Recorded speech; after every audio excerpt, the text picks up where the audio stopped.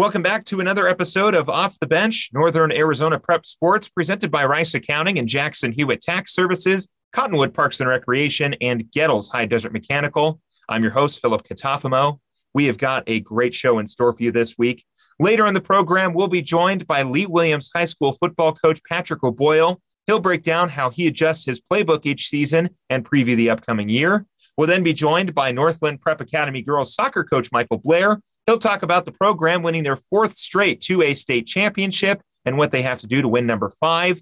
But on the other side of this break, we'll be joined by Mingus Union Spiritline co-coaches Jennifer Lukus and Shalene Moore. They'll discuss the basics of the sport. All of that and a whole lot more coming up right here on Off the Bench. Stay with us. We'll be right back.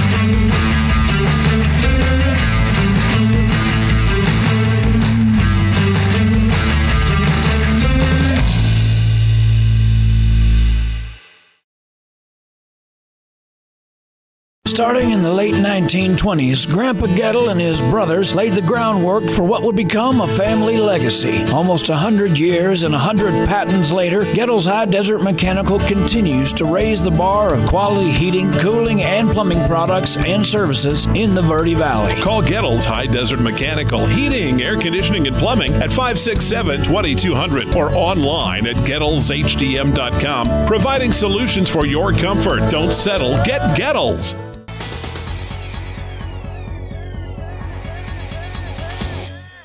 Welcome back to Off the Bench, Northern Arizona Prep Sports, presented by Rice Accounting and Jackson Hewitt Tax Services and Cottonwood Parks and Recreation. I am joined now by Mingus Union Spiritline co-coaches Jennifer Lukus and Shalene Moore. Coaches, thank you very much for coming on the show. Thank you. Spiritline, we've talked a lot of sports here on the show. We have not gotten a chance to talk about Spiritline. There is a lot that goes into the preparation and the training for the cheer season. It's a lot more than just standing on the sidelines with pom-poms, and we're going to break it down here. So I want to start out, what are some of the basics of Spiritline, and how do they differ between what people kind of assume traditional cheerleading is? Right. So Spiritline kind of encompasses cheerleading, dance, gymnastics, stunting. It's a little bit of everything. It's not just your typical rah, rah, rah on the sidelines, right? It's very athletic. It does take a lot of endurance. It takes a lot of training. You want to talk about the choreography and the dance aspect of it. Yeah, it's not just your typical tricks or simple sideline routines. The dance aspect is way more intricate. We're incorporating jazz and hip hop and stylizing it a little bit more. So that adds that side to the Spiritline. You know, I got a chance to take a look at a little bit of the final standings for the cheer season last year, and I did notice a couple different categories. Like you mentioned, the dance aspect. I saw open hip hop. There's of course the pom poms, the partner stunt, co-ed. What other kind of competition or what other kind of categories are there for state cheer competitions? I mean, Yeah, I mean, I think that's all. They do incorporate jazzes too. Okay. So I think that's a dance style that might be new to. So actually, I would say hip hop would be more new, the newer one, which I was kind of surprised to see that added to the competition side, but it's really up and coming. Whereas, it kind of used to be just a street style and it wasn't really in the studio or in the high school or in the Spiritline. So yeah, it's cool to see that coming along, but jazz as well. Okay. Any crossover with the band at all? I mean, are there any performances where, the band and the Spiritline kind of coexist? They kind of intersect at all, or? So we're hoping. I was a cheerleader at Mingus many, many, many moons ago. And we used to do a lot with the band. And from what I understand, that's kind of teetered off. And so my goal is to get that back and going.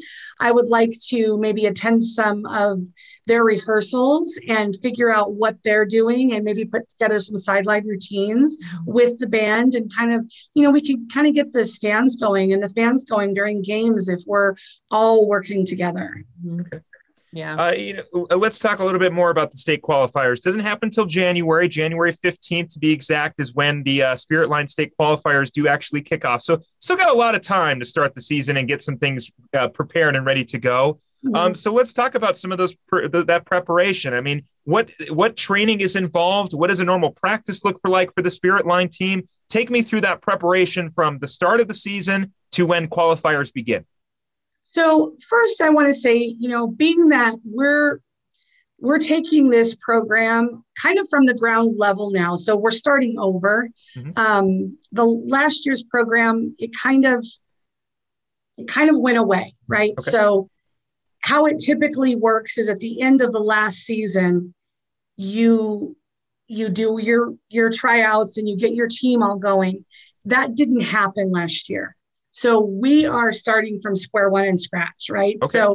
So this first year, we don't plan to do competition right now.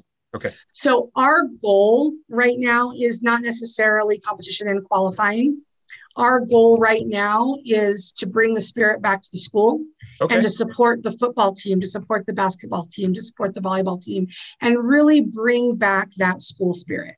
Okay. So if we're at the place for qualifiers in January, then of course we will do some competitions, but right now that's not our goal. Okay. Next year, absolutely. As far as practices go, because we have to hit it hard because this is a whole new team, all brand new girls and boys. Mm-hmm. We will be practicing every single day. Monday, Tuesday, Wednesday, Thursday, games on Friday, and a choreography on Saturday. Wow. So it's a lot. They do a lot of practice, couple hours a day. Yeah. So and that's without competition. So you can imagine what it would be like if we were competing. Yeah, no, I'm sure, that there's even more preparation in there, when maybe we can speak more in the past of what you've done to sort of, build up your competitive cheer team. Like I mentioned, what you've done beforehand. Yeah. So, I mean, throughout the year, do you have sort of like one routine that you want to, again, when we're speaking more into the competition aspect, things you've done before, like you mentioned, of course, Mingus will not be competing in show cheer this year, but, is it one performance and you guys are learning that throughout the whole year, getting ready for state qualifiers, or is it, we're going to learn something now and then we're going to slowly change it and fix it and adjust things? How do you, in the past, how have you guys prepared for state qualifiers? So I'm brand new to cheer and this aspect, but I am in the dance world. I've been in the dance world for over 25 years. I own a studio in town. I have taken girls to dance competitions. So on that aspect, a lot of the time you have a time limit, you have a trick limit, you have, these turns have to be in there, these things. So yes, essentially we would take a routine and modify it for competition and clean it till it's perfect. Mm-hmm. They can do it in their sleep. But we would look at what is required for that competition side of it and modify a routine we already have. Okay. Let's talk a little bit about those finite details when preparing for a state qualifier or even just preparing for the season as well. I was talking a little bit with my producer, Ryan, whose niece is a part of the Spiritline at Cholo High School. Mm-hmm. And he was talking about some of the stuff that she has to do throughout the season and even in competition, where if a toe isn't pointed the right way or somebody doesn't stand the right way or they're out of position, you get docked points. So, I mean, how meticulous do you have to be throughout the year to really perfect that routine? Oh, very. Well, that sounds like a lot. However, these girls will become used to it and it's muscle memory and they will automatically go to that place every time. Mm-hmm. So here's your boundary. Here's what you can and cannot do. Create that muscle memory and they'll go to it every time. Gotcha. Are we seeing any kind of like weight training, any kind of cardio? What specifically? Okay, you're shaking your head. So please continue. Weight training is extremely expensive. Extremely important. Yeah. Because we do a lot of stunts. Mm-hmm. Right? And even in our choreography, we do some stunting, and they have to have that upper body strength for the stunts. You're catching girls and throwing girls and doing those things. So you do have to have the upper body strength and the leg as well, even for some of the dancing. Yeah. So yes, that's the cardio is important for the stamina. Yeah. And then also, weight training. Yeah. I mean, when you think of it, you think, oh, a 2.5 minute routine, that's not going to take much, but you look at how much they're putting into that routine. It's huge. So the stamina, most people will fall off at about a minute. Mm-hmm. They got to make it through a 2-minute routine multiple times over and over and over. So that cardio side of it is huge. I wasn't in dance or spirit line in high school, but I did do theater. So I'm somewhat familiar with a lot of the preparation. We did Grease my senior year. So learning all those dance moves and the singing and stuff.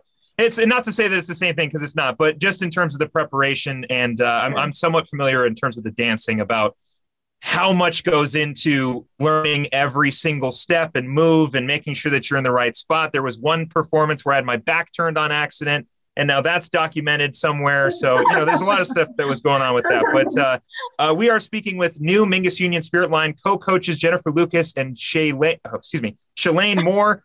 Both coaches have taken over the program this year in their first season with the team. Of course, Coach Lukus, you are returning to Mingus Union High School. As you mentioned, you are a former cheerleader. You attended Mingus Union High School. Coach Moore, you come from a different background. You're coming out of state to the area. So, Coach Moore, let's start with you because you're coming out of the area. What attracted you to the position at Mingus Union High School? I actually have a 16-year-old daughter who dances, and she switched to online school when COVID happened. And it's so crazy how this happened too. She wanted to still be involved with the high school life, but wasn't sure how to do that. And it came about in this crazy way. I had thought about adding a cheer program for kids at my studio with a volunteer that also coaches with us. And I had been talking to her about adding cheer to the studio. And then Jennifer approached me about coaching at Mingus. And I had that thought in the back of my head. And I thought, oh my gosh, this is meant to be. I am meant to do this, whether it be for my own daughter or the kids here. But I do know I thoroughly enjoy being with the youth. And this is them. Hopefully I can make an impression in their life. And this is a huge opportunity to do that. So there's no way I could have said no. I'm supposed to be here. Coach Lukus, basically the same question. You're coming back to Mingus Union High School. I mean, what attracted you to the possibility to coach the same sport you participated in? I mean, my heart is here. I grew up here. I lived here since I was 8 months old. I went to school here since kindergarten. I graduated from Mingus. I was a cheerleader. I love this school. I love this community. And when the athletic director contacted me and said, "Hey, I hear that you're back, and I hear you're a cheerleader, and I hear you've coached. Hey, do you want to do this?" I mean, I couldn't say no either. I really, my heart is in the school, and from what I understand, they've lost. There's a lot of school spirit that's been gone, and we really want to bring that back, and we want to change the program and bring it back to how it used to be. It used to be when I was here, Friday nights. Yep. This was the place to be. Friday night, this whole town was at these games, and the school spirit on Fridays, it was electric at the school. So that's what we want. We want to bring that back, and we're going to do everything in our power to make that happen. The great Nick Yatsenko, who does color commentary with me during the football games for Mingus Union High School, is a former Marauder, and his parents have owned a business in the Verde Valley for a very long time. So they've been around for a while, and I went over to their house once, and they were showing me all those photos, just like you said, the town shutting down basically for a football game on Friday for this little team out of Cottonwood, Arizona, that they love to watch every weekend. And it's great to see that we're seeing more of a push to bring back that feeling, to bring back the excitement on Friday nights, the excitement of being at the cave for a football game or for a basketball game inside the gymnasium or softball or baseball or whatever. I agree. I totally get it. I think it's going to be awesome. Yeah, we're excited. Mm-hmm. And with COVID, of course, last season kind of killing the excitement in the stands. Yeah. Now this year, of course, it is going to be up to the schools. You do contact the schools before you go, either travel or come to Mingus. Just make sure to see what their policy is regarding fans. As far as we know, there will be fans in the stands this fall. But, with COVID pausing that excitement in the stands, Mingus really could use kind of a boost in terms of the prep in the school. Yes, for sure. For sure. And we're hoping that this year, people are ready to get back out and help and support and be there for the school. I shouldn't say prep, I should say pep. But coaches, give me a little bit of a timetable. How have you two been able to build your relationship from when it started to where we're at now? We have very similar coaching styles. We have not known each other very long. We took over this program. What has it been now? Like 3 weeks? 3 weeks ago. Wow. And we met about 4 weeks ago. Okay. We gel really well. And the other girl that's helping us, Courtney, same thing. We all work really well together, and we have very, very similar coaching styles. So it's like everything is like she can finish my sentences, but I can finish hers. Yeah. So I think it's going to be, a really great, team. Yeah, absolutely. Yeah. Again, we are speaking with new Mingus Union High School Spiritline coaches Jennifer Lukus and Shalene Moore. Both coaches are coming into their first year with Mingus Union High School, come with a lot of experience around the Spiritline, whether it's coaching cheer or coaching dance. So I've got maybe a couple more questions here before we go away. Let's talk about the longevity of cheerleading. A lot of people think that cheerleading may start and stop with high school. That's not true. You can get a cheerleading scholarship. Absolutely. You can go on to the next level. So let's talk a little bit about that. What is the life after cheerleading? And if you want to go even further past college, what opportunities are there for people who really do want to make this a career? Yeah, so you definitely can get scholarships for cheerleading and dance and other things like that. I just read something last week, and it probably won't happen this next Olympics, but maybe the one after. Cheerleading was just approved for the next step in the Olympic Games. Okay. That's huge. Mm-hmm. I get very defensive when people say cheerleading isn't a sport. It isn't a sport. I get very defensive because these girls, you have to be an athlete. They're put through a lot. If you saw how hard they work and the dedication and the things that they're doing to their bodies and the injuries that they can get and what's happening to their bodies, what they put themselves through. It's incredible, but there definitely is a lot of opportunity in cheerleading and dance. You can speak to the choreography part as far as going on after high school and the things that they could do in theater or in dance in general. Well, and when you think about choreography, everything you see, down to a commercial, down to a show, down to a fight scene in something like The Avengers, they're all choreographed. Mm-hmm. Everything, the steps, the movements, everything is choreographed. So that choreography, depending on which side or where you want to take it, the possibilities are endless. And I have quite a few kids who continued on in dance who are really big, and they're living their life as choreographers, starting their own studios, dancing for ballet companies. It's huge. It doesn't stop after high school. There is definitely a long career afterwards, like we just talked about. There's so many options, and Coach Lukus, I think you nailed it on the head. There are some people who feel that cheerleading is very much just having pom poms and standing on the sidelines, going, "Yeah, go team."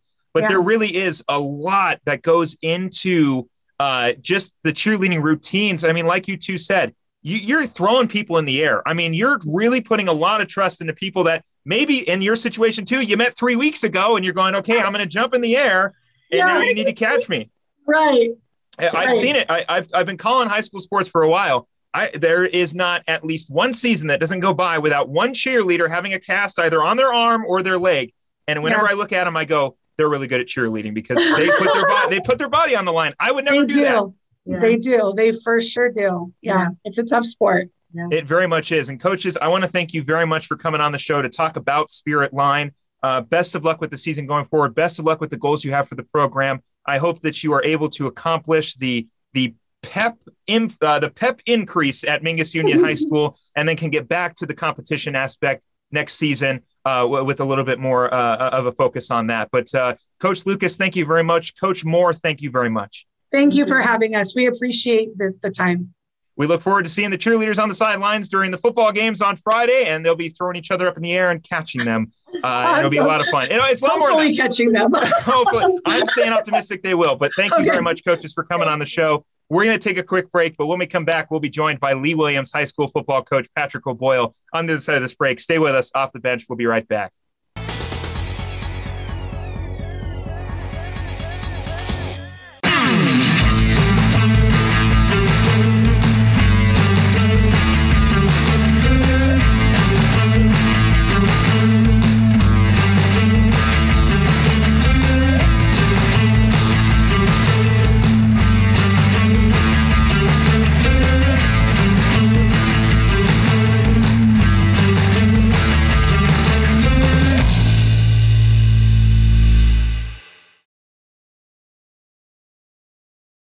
Two things we can count on every year: a new set of tax rules and great weather here in northern Arizona. Jackson Hewitt Tax Service, locally owned and operated by Lewis Rice since 1997, is here for you all year long. Your neighborhood Jackson Hewitt Tax Office will help you in all of your taxing situations. Electronic filing is always free with your tax preparation at Jackson Hewitt Tax Service. Get more in return. Call 1-800-234-1040 for an office near you.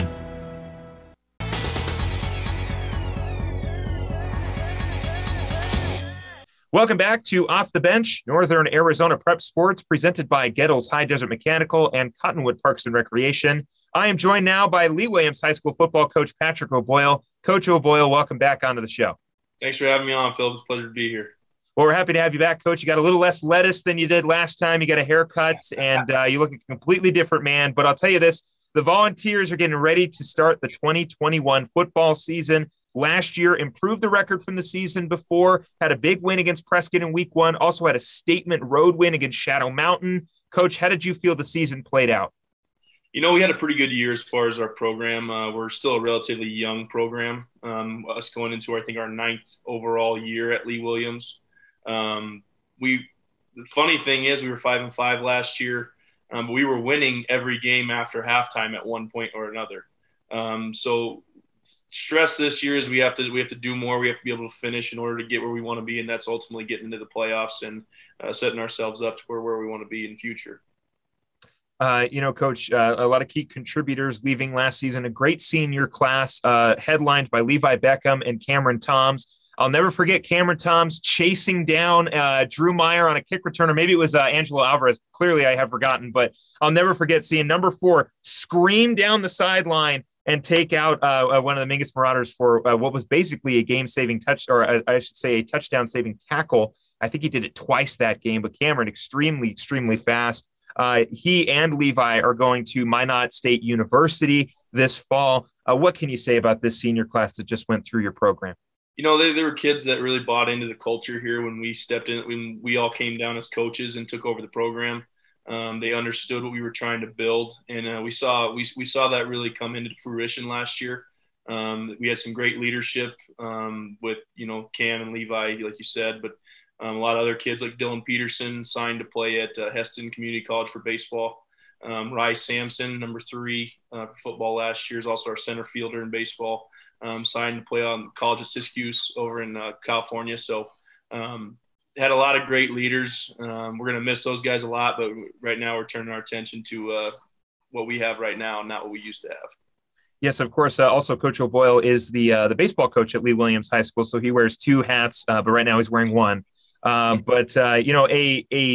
kind of a crossover there. You get an opportunity to see these guys not only on the football field, but also on the baseball field. Like you mentioned, Dylan Peterson getting a baseball scholarship, whereas Cameron Tom's mostly a football player, so he found his way to the football to a scholarship in the football field. But just for you in general, Coach, I mean, how great is it to see these kids carry on their education regardless of what sport they're participating in? That's our ultimate goal, is to set these kids up for a lifetime of success. Hopefully give them the tools that where they can succeed at the next level and ultimately become productive citizens in society where we can count on to be good fathers, good husbands, pay their taxes on time, things like that, and not have to live off other people. They can provide for themselves, provide for their families. So it's awesome to see these kids growing up, and I wish them nothing but the best. As do we. Good luck to all the volunteers and the rest of anybody else in the 4A Grand Canyon region who's happened to go on to the next level with their career or just their education or just in general. We wish everybody the best luck this past a very nightmarish 2020 senior class. Congratulations on finishing the year, and hopefully it just gets better from here. Returners, you're returning back a huge junior class, one of which headlined by your leading quarterback, Devon Santos. He's coming back this season. Troy Edwards comes back this season. Jimmy Berry, Angel Larios. You lose Cameron Toms. You do retain a decent receiving core. So, Coach, how does this senior class stack up with last year's class? It's a little bit smaller in terms of electric playmakers, I should say. Okay. But we do have some good leadership, especially up front on our lines. We return our starting center, Aaron Caraveo, who I think is going to be, one of the best in the state. We also have a couple other guys in Caleb Ferris, Jared Cardiff. We also have, our big 6'4", 270 left tackle, Nick Kennedy, who started with us in baseball this year too. He's just only going to be a sophomore. So I really think that's where our strength is our line and our quarterbacks. Both Troy and Devin can really, really do it. And they have a good skill set. And Troy's a lot like Devin as far as what he can do. So we can move those two guys around and really take advantage of what their strengths are. Let's break that down a little bit more, Coach. I mean, how does Devin approach the position of quarterback, and how does Troy? I know they're both kind of utilized differently in the offense, but they do, for the most part, play the same position. Yes. So Devin's more of a he wants to just be a little bit more creative. Kind of likes to be a little bit more flashy. Troy, and we were trying to rein this in. He wants to throw the long ball all the time. Wants to throw the long ball or he wants to run it. So he's still learning the little nuances of playing the position. Devin's a little bit more of a game manager, although he is very, very shifty with his feet and can get things moving like in that dynamic. But both those guys do a great job in our offense, and we're just looking forward to having a good year with both of them. Again, we are speaking with Lee Williams High School football coach Patrick O'Boyle. Just like everybody else in the 4A Grand Canyon region, the Volunteers start the season on September 3rd. We are excited to get this fall season started. Everybody has been itching and scratching to get back out on the football field, the full off season. I'll tell you what, it's been nice to see some of these coaches get an opportunity to coach with their team during the entire off season, like we didn't get to last season. So, Coach, just kind of want to shift into the off season a little bit. What was your guys' focus this year? I mean, what was it like with the new players coming in? Have you guys welcomed in a good crop of young guys? What was the focus? You mentioned earlier in the program, you talked about the struggles in the first half, but being more of a second half team. So where do you want to see this team improve? How are the numbers this year? And just how was the offseason in general? So we had a pretty good offseason. We honestly have the most kids out for football at Lee Williams since I've been here. And we're at about 85 to 90 kids now, and that's the most we've ever had. We almost didn't have enough helmets. We had to go scrounging around for our kind of older helmets, but obviously ones that are good for kids to play in. But we have 38 freshmen joining the program this year. That's a huge freshman class. But right now, and I think a lot of people are going through this. We're dealing with the quarantine, the close contacts kind of thing. So that's going to be interesting to see how that plays out all year. But ultimately, we had a really, really good offseason. The focus was, do more. We have to be able to finish games. If we're going to be leading in the second half, we got to be able to finish. Every game we played last year, we were winning at some point. So we have to be able to finish games and execute the right ways. Coach, any new additions to the coaching staff this year, or you're returning the same group? Same group. This is the first year I haven't ever lost anybody that wanted to go be a head coach. So I got a great staff. All those guys do a great job. We all work really, really well together and communicate effectively. The kids see that we're always there. So it's a good staff, and I'm very, very blessed to have them. How about at those lower levels? You mentioned welcoming 38 new freshmen this year. That means your JV team is going to be plagued with new bodies, which is a great thing. So let's talk about that JV team, Coach. Who can we see come up from the JV team up at the varsity level this year? So from that JV team last year, is that the question? Yes. Okay. So we have a couple kids. I would say, honestly, the biggest one will be probably a Reno Ramirez would be a name to look for. A lot more just of kind of special teams guys. Mm-hmm. Another name would be a Braden Peterson. He's going to be a good player for us. Peyton Weyman. He was a state champion wrestler last year.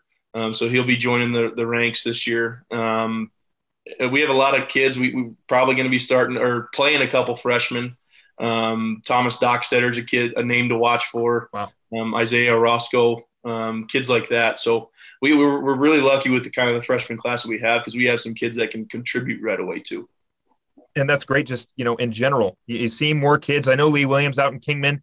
It's maybe sometimes some years more kids than usual. Obviously we had the pandemic, but it's great to hear. And it seems like, Coach, it's something I've heard from other football coaches and other programs in general, that they're seeing more kids coming out for sports, whether it's football, whether it's basketball, volleyball. It seems like that's a running theme, Coach, where we're seeing a lot more kids giving themselves an opportunity to participate in sports.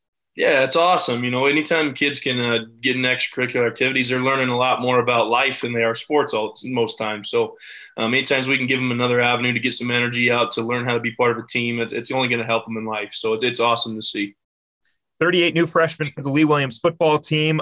Coach, you got, like I mentioned, you welcome in so many kids every year, more or less each and every year, of course. But I want to ask, in preparation for the season, obviously Devon Santos is not going to be your quarterback forever. So you can't build the offense around him. Unfortunately, you don't have your Tom Brady. I'm sorry, Coach. That's just how high school sports work. But, you're going to be welcoming in a new quarterback, obviously at the start of next season. I'm sure you got your eyes on somebody, or there's somebody at the JV. But my question is, Coach, is with this turnaround that happens every 4 years or every 3 years, are you having to adjust your playbook to the kids coming in, or are you having the kids coming in adjust to your playbook? I think it's a little bit of both. A little bit of both. I think every year, you have to obviously evaluate your roster. What can we be good at? Last year we could throw the football. This year we're going to have to, receiver spots. There are going to have to be some guys that step up and see if we can do that a little bit more. If not, we're going to have to get a little bit more creative with the run game. As far as like terminology in our playbook, we keep it the same. We expect those kids to learn it. That way it's consistent. But as far as like play calling and things like that, we obviously tailor it to what the kids can do. We're not going to ask a kid to, go out and throw for 6,000 yards if he can't throw it 10 yards and be accurate. That's not who we're going to be. It's all about setting the kids up for success. And every year it's a little bit different. Next year we're probably going to look a lot the same as the last 2 years. So it just kind of depends on who we have, who we return, who leaves, who moves in. It's a revolving door. So it's always a fun game to play. Well, somebody who does want to throw it 6,000 yards, Coach, is Troy Edwards. Like you mentioned, he's got a big arm. He wants to chuck it downfield. So maybe it's time to start loosening up the playbook a little bit.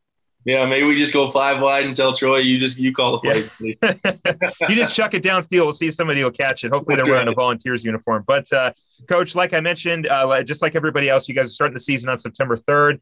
You get a first week matchup against Northwest Christian. What are you expecting from the Crusaders in that game? They're a very well-coached team. They were in the 3A conference for a long time. But, obviously they've made it. They've had great postseason success there too. So we expect them to be very disciplined. We've watched a lot of film on them in the offseason. So we feel like we have a good read on what they're going to do. Obviously, that's not to say they're going to do all those things. But we feel like we're in a good spot right now. We have to shore up some things on our end too still. Still learning some things about the nuances of the game because we have a lot of new kids in some spots. So right now we're just focused on us for the next couple of weeks. As we get probably a week out, Northwest Christian, we'll really start getting into it. But we know it's going to be a dogfight. They're a good program. They're well coached and they're going to be disciplined. So we're going to have to be on top of our game that night. Addition to the schedule, though, in week 5, you get an opportunity to play against Kingman High School, first time since 2017. I know there isn't like a ridiculously crazy or aggressive rivalry between the two schools, but crosstown rivalry is always kind of fun. What does it feel like to get an opportunity to coach against Kingman? It's a cool opportunity. I'm going to be pretty cliche here. We've got 4 games before that game, so I'm not really circling that game and I'm telling our kids, it's going to be fun, but we have 4 opponents until that game, and that's where our focus is. It's going to be good for the community. These kids that all played together through, Kingman Little League football and things like that. But, we've got first focus is Northwest Christian, and that's where we're going to stay right now. Yes, like I mentioned, September 3rd, the Lee Williams Volunteers will take on Northwest Christian. Coach, let's talk about the region in general. We got a few more minutes here before we let you go. You've seen now the return of Bob Young to the 4A Grand Canyon region. Doug Provenzano takes over at Mingus Union High School. You've got a new coach at Prescott with Cody Collette, a new coach at Flagstaff potentially. what about this region, Coach? I mean, it seems like year in and year out, especially this year, I feel like this year, and you can maybe talk a little bit more about it, but I feel like just looking at the region in general, I feel like honestly, this year might be the closest this region might be in a really long time. I've thought about it a lot. I've thought about a couple of the teams in the region, who's coming back, who they're getting back, but genuinely up and down the board, I feel like everybody is returning, basically everyone from the season before. Obviously, there's a couple regime changes with some of the schools. Like I mentioned, there's a couple new coaches will come in and out, obviously. But, Coach, it really feels like this year might be the closest the region's been in a while. Yeah, I mean, the Grand Canyon region, I've always said since I moved down to Arizona, is probably the toughest region in the 4A conference. Aside from I understand there's some powerhouses out there, but, top to bottom, I truly feel, the Grand Canyon region, it's anybody's contest every week. You have to be ready to play. And if you're not, somebody can upend you. And it's a testament to what all the coaches do in this region. I have a lot of respect for all these guys.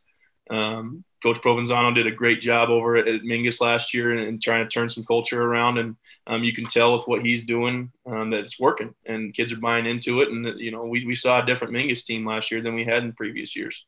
Yeah. So, I mean, it's just, it is a very tough conference. And again, we just have to work on ourselves and let things happen as the way they do. Yeah. Well, Coach, I just want to wish you the best of luck on your first game of September 3rd. Best of luck for the rest of the season. We look forward to talking with you again when the time comes. And, it's got to be good to get back out on the football field, Coach, and get ready and prepared for that first game. Yeah, we're excited. We're excited to have a season. We're excited to get back in the saddle and get to work. Well, again, September 3rd, the Lee Williams Volunteers will take on the Northwest Christian Crusaders. Coach Patrick O'Boyle of Lee Williams High School football. Coach, thank you again for coming back on the show. Absolutely. Thank you for having me, Philip. We're going to take a break, but when we come back, we'll be joined by Northland Prep girls soccer coach Michael Blair right here on Off the Bench. Stay with us. We'll be right back.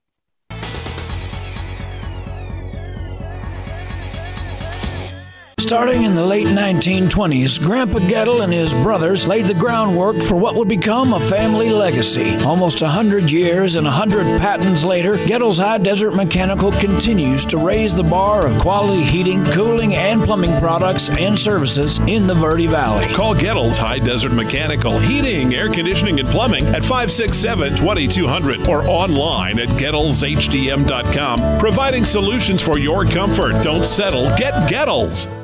Two things we can count on every year: a new set of tax rules and great weather here in northern Arizona. Jackson Hewitt Tax Service, locally owned and operated by Lewis Rice since 1997, is here for you all year long. Your neighborhood Jackson Hewitt Tax Office will help you in all of your taxing situations. Electronic filing is always free with your tax preparation at Jackson Hewitt Tax Service. Get more in return. Call 1-800-234-1040 for an office near you.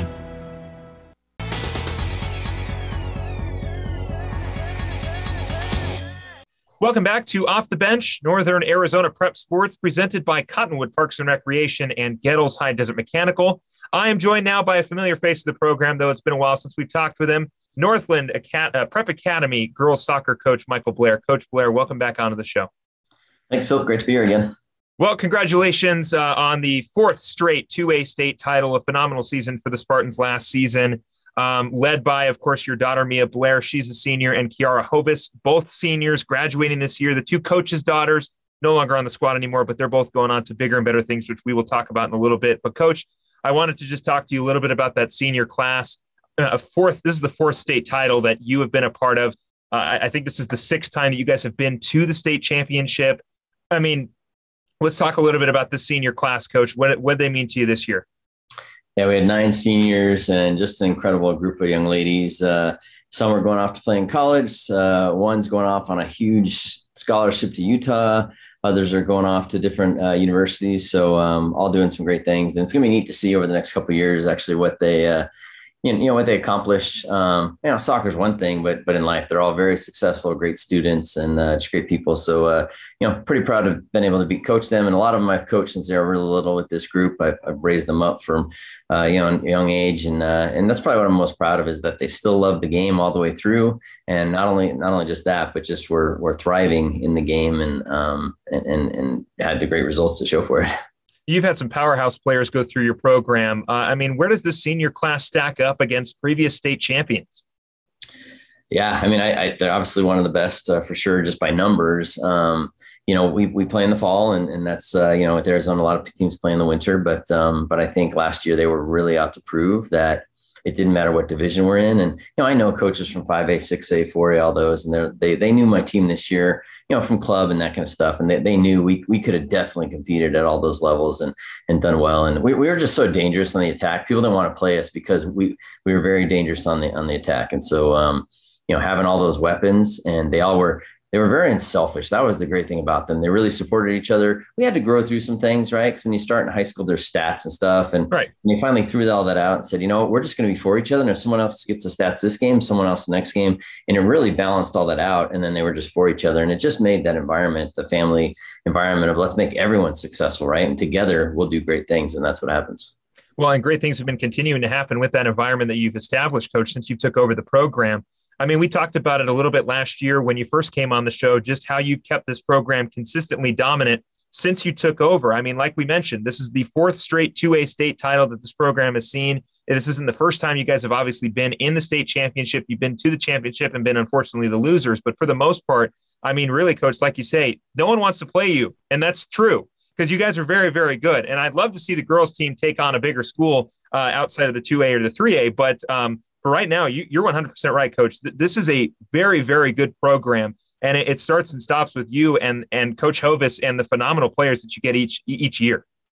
Yeah, and actually this year we get to do that. So we have Faith Lutheran out of Nevada on our schedule. It was the one I wanted to play last year because we had the strongest team we ever had. He says he has an even stronger team this year. In 2019, they finished, I believe it was number 7 in the USA Today national poll. So we went specifically targeting them, and I made a connection with him. We've actually met in person, and he's excited. We're going to go there this year. They're going to come here the year after that. But because we play in the fall, we have to go out of state. Utah, Nevada, or New Mexico, they all play in the fall as well. So, we were looking for a really tough game, and it doesn't necessarily help us with PowerPoints or anything like that, but we don't really care. We just want to play a really good team and have the challenge and see where we stack up against the best, right? And last year would have been pretty amazing to play them, but we're excited for this year's group to get the chance that the ones before them have kind of paved the trail to get this opportunity. Now, Coach, we didn't really talk about this. This kind of just popped into my head just now. How are you feeling about the possibility of I know this isn't a decision that you make directly, but I mean, if genuinely the idea got passed around that Northland Prep Academy should move into the 3A and start playing fall soccer instead of playing winter soccer instead of fall soccer. I mean, how would you feel about the possibility of moving up to that higher competition? Like you said, a lot of schools play in the fall. So you have a lot of out of state opponents. You've obviously got a lot of in-state opponents as well. You want to play against the best competition, but I'm just out of curiosity, if you guys happen to move, I mean, what are your thoughts? So it's really up to us to control that as coaches. The unfortunate part is we're a small school and we have to rent our field from the school district that doesn't have the ability to clear the field and all this kind of stuff. And I'll be honest, winter soccer in Flagstaff is pretty brutal. I mean, it's cold, right? It's stinking cold, and the ball's hard and the ground's hard. And, we would do what we had to do, but really it comes down to the field, and we don't have our own fields. And so we're kind of at the, we have to deal with what we're given. And so that's why we're in the fall, and, we make the most of it. And I think we've done a great job of doing that. And, smaller division, we're actually going to be, most of our schools in fall are 3A. So I'm the AI representative for our conference. Okay. So, for the boys and girls side. So we've actually changed it. It's going to be 3A fall and 3A winter now, because most of the teams that do play are 3A. So 2A is kind of a misnomer. There's only a couple 2A schools. Most of them are 3A. So everybody wanted us to, we're 3A, just the size. And again, what's the difference, right? If you're really good, I don't care if you're a small school, whatever, right? If you're really good, you're really good. And that's what we're out to prove. And, no matter where you play. Well, Coach, your daughter Mia is headed off to Wheaton College, and Coach Hovis's daughter Kiara is headed off to New Mexico Highlands University in Las Vegas, New Mexico, which I found out was a real place. Did not know that there were two Las Vegases that close together to each other. But, you mentioned a couple other players getting scholarship opportunities, Coach. I know you can speak more directly with Mia and with Kiara because you've seen both of them for a very, very long time. But just as a coach in general, I mean, outside of the sport of soccer, how nice is it to see these girls get an opportunity to not only further their playing career, if that's the choice that they go down, but to utilize their playing career to maybe further their education or go into a completely different field, but open the door for them. I mean, how does it feel to you to see these kids really get an opportunity to grow more as people at the college level? Yeah, for Kiara, it was very last minute. She made the decision. She was all set to go to U of A and last minute decided to go there. And I think she's really going to help change that program. And she's already called me and we've already talked. And they say we always tell them we're training like they're college at our high school, right? We're gonna train you like you're in college. And she sees that and she sees the benefit of it now because from what they're doing, it's right in line with what they had there. And so that's exciting to see where she'll go with that. And then with Mia, she's excited to be a part of a great program, small school that she really, really is excited about. And they've won national championships. So they're typically in the top 10. Their schedule this year is like they have, I think 80% of their teams have 4 losses or less in 2019. So wow.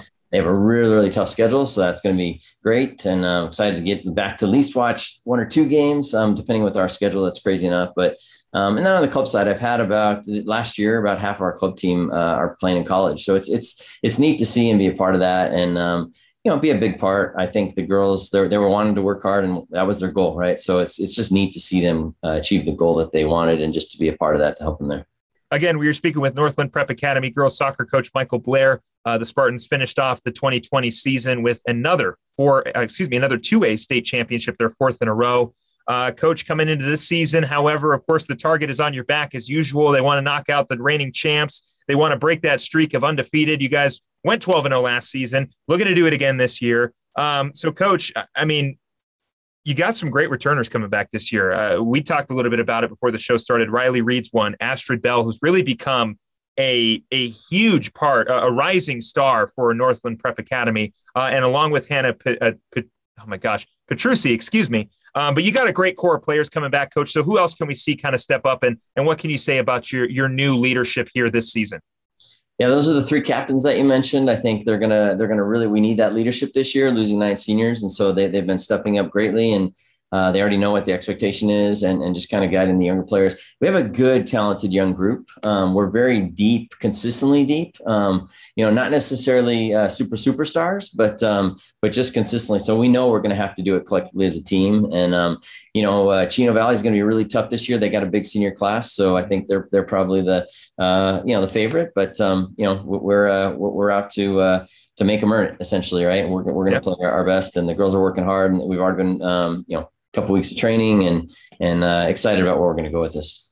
Graduating 2 seniors as well for your goalkeeper. Who are we looking to be the netminder this season? Yeah, so Millie Gindorff, Millie, we call her. She'll be stepping up. She'll be a junior, so she's been around. I think she's maturing. She's definitely got some things we're working on specifically that she needs to improve on, and she knows that, but she's up for it. And then a couple of younger players that we're trying to groom into goalkeepers. It's tough to find really strong goalkeepers. I mean, to replace Peyton Schmidt is gonna be tough. She had so many offers. She really had a lot of opportunities. But we're gonna replace her with Millie, and Millie's gonna step up and do a great job. We know it. Coach, JV team also played very well last season. No, relatively shortened season for them, only a handful of games. But how have you been able to sort of ease that transition for your players coming from the JV level up to the varsity? We do it differently at our school, right? We have the JV and varsity. We basically put everyone together. It's one team. We don't really do 2 teams. NPA is a small school. There's only 175 girls just about in high school. So like I said last time, I think I was with you, we have 35 with team managers and players and everything. So that's almost 20% of the school girl population involved. And we have a really good cross country team and a really good volleyball team. So pretty much all the kids are involved. And so it's a big deal. So we really use that to build them up, right? It's not pecking order. It's not anything about that. It's like, hey, how do we do this together as a family?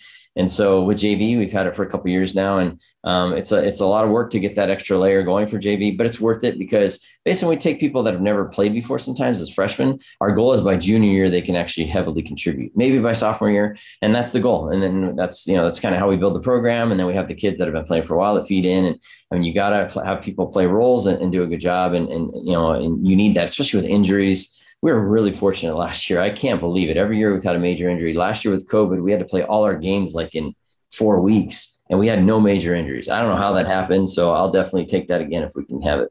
Yeah, for sure, Coach. I'm sure everybody shares that same sentiment. If they can get an entire season through without any major injuries, that would be definitely something to go through. And it's really interesting how with everything else that was going on last year, injuries was one thing you guys didn't have to worry about, which of course is a very, very good thing. And again, we were speaking with Northland Prep Academy girls soccer coach Michael Blair.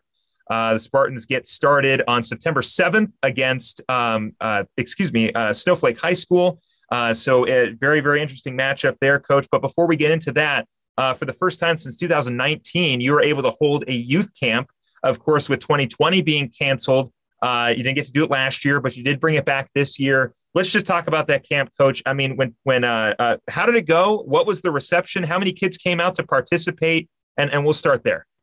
Yeah, it was amazing, really. It's our fourth one. We didn't get to have it last year, like you said, but it had just under 100 kids, which was awesome. So, and a lot of the kids that came out, the parents were overwhelmed because our girls run the camp. That's the point, right? It's a program to help younger kids, improve and know about our program and things. But really, it's about our girls, whether the captains, all the way through the freshmen that are coming in, to run the camp. And so they could just put it on their resume, but they run the entire thing. We oversee and help and have a little bit of part of sessions to make sure. But and all the parents of the kids that came were just amazed at how mature, how responsible, how these girls carried themselves. And then I said, it's not just at the camp. This is the expectation, and this is what they do, right? And so we don't have to fiddle with a lot of hoopla, like a lot of schools, things like that, because this is just the expectation. If you want to be a part of that stuff, then, you won't be a part of the team. So we don't even really have to go there. And these girls are, again, it just shows, where they're going in life too. Yeah. Let's talk a little bit more about that benefit, Coach. I mean, what is the benefit really for these kids to get an opportunity to sort of see that coaching aspect with some of the younger kids? It's neat for me because as a coach, and especially someone for a long time, to see them coaching younger kids, you hear yourself kind of through them sometimes, and you kind of laugh because, they put their own spin on it. So it's pretty neat. But again, they're teachers out there, right? They're being teachers, especially with the little ones. Maybe they're kind of just consoling and stuff like that. But they did an amazing job. And I think the biggest thing is they each realize they have to play a different role, right? Everybody has to, and there's lots of roles to play, just like on a team. And so for the camp, some had to do check-in or registration. Some had to kind of keep together with kids. Some had to run a station. Some had to move them along, right? So, and each day they kind of came together and figured out what that was going to be. And we let them kind of run it. And that ownership is what we look for on the field. And when you can have ownership, you have coaches on the field, it makes it really easy to sit back and a lot of times get to enjoy the fruits of your labor. What about sort of the benefit in season, Coach? I mean, what does this, like you talked about, you just talked about a lot of just the coaching benefit that these kids get. They get an opportunity to see the game at a different angle. I mean, what about in season? Does this bring your team a little bit closer? Does it kind of establish leadership? I mean, what are sort of the long-term benefits of these youth camps outside of the fact, of course, you get an opportunity to see what's coming up? Yeah, no, exactly. I think you hit it on the head. They get to, again, establish the captains get to be the leaders this year, right? And then some seniors and other folks. But I think they get confident, right? They get confident. They come together because there's some bonding that happens over the time, right? And realizing, that these little kids are calling them coaches, right? And they realize, wow, I can be called a coach because I actually know what I'm doing. I'm actually that good. I can be confident in who I am and what I do, whether on the soccer field or otherwise, because, these little kids are coming and looking up to me as an example. That's another great thing I love about NPA is we do have a lot of kids that come watch and, just like our college team, they look up to our team. When you're in the paper all the time and winning and having the results we are, and it's very well spoken. I love when the reporters interview our kids because they say, we love interviewing your players because their English, how they hold themselves and how they speak is very well educated and just a great example of what things should be. And that's basically, how they live out the season. Your daughter Mia had an opportunity to come onto this show, and I will reciprocate the same thing that everybody else has been saying. I agree. Again, Mia was great. She was very, very respectful. She had some awesome responses to some of my questions. And you're right. It is nice, even as myself as a reporter, to kind of talk to some of these players and get a little bit more of their perspective, because you and I can talk all day about what's going on day-to-day operations with Northland Prep Academy soccer, but there's a lot more that goes on with the players and stuff, and getting that different perspective is always nice. So I reciprocate the same thing. I think your players are fantastic.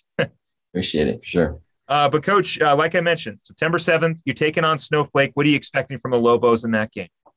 Yeah, she always has them ripping around to go. We didn't get to play them last year, unfortunately, so we're looking forward to that. We got some key dates on our calendar. That's definitely one of them, to start right out of the gate with a solid opponent. And again, I think that's going to be a good barometer right out of the gate for us to see, there's certain things we're looking to do. We're not just going to play over the top and run on people, because when you're playing Chino and you're playing Faith Lutheran, these big teams, you're not going to have much success constantly turning the ball over like that. So we really got to be, there's certain things we're trying to do this year, and the kids that are understanding that and able to put that into play are going to be the ones that lead on the field. And if they can't, then we've already talked about that, then they're going to have to, kind of figure out how to get there, because we really have to, again, collectively as a team, right, open up spaces on the field and then really look to attack and utilize that space that we're opening to find advantages, basically. Where's an area that you'd like to see this team improve from last season, Coach? From last season, I think with the players that are left, right? I mean, obviously that group that graduated off did a lot of amazing things, but I think defensively, right, we're going to have to be really strong and be intelligent about the different situations we're in, depending on what's going on. And then attacking wise, I think we're going to need people to step up and say, like last year, that senior class, they're like, hey, if we're struggling, I'm taking over.